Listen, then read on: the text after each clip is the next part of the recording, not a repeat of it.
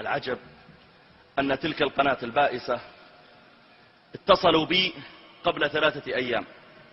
جاءني رقم من ليبيا ففتحت السماعة، ظننت أحد الإخوة الذين كنت أتصل بهم مرارا ولا يشبك الخط.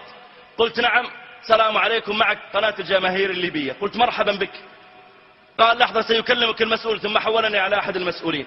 مرحبا يا شيخ، كيف حالك؟ قلت الحمد لله، ما هو حاصل عندكم؟ هل ما ينشر في القنوات الفضائية الصحيح؟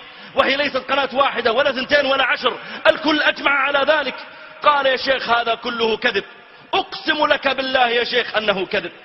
وتعالى الله عن يمينه وحلفه، يقول والله يا جماعة أقسم بالله العظيم يا شيخ أنه كذب، وأنه ما في إلا بعض المشاكل من بعض الشباب في بعض القرى، ونحن قد قضينا عليها وأعطيناهم بعض الحاجات وسكتوا الآن.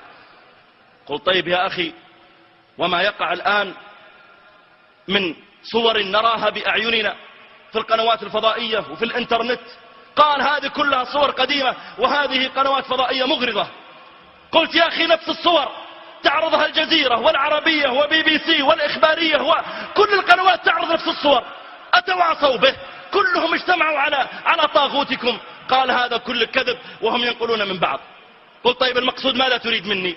قال نريد منك مشاركة هاتفية، لأن الشعب الليبي يحبك ويتابعك والشباب يحبون العريفي، فنريد منك جزاك الله خير مشاركة هاتفية تقول لهم اهدأوا وهذا ولي أمركم، أطيعوا ولي أمركم. قلت له بئسا في قولك وتفا على وجهك، وأنا أشرف من أن أزكي ذلك الطاغية. وعجبت والله من جرأته.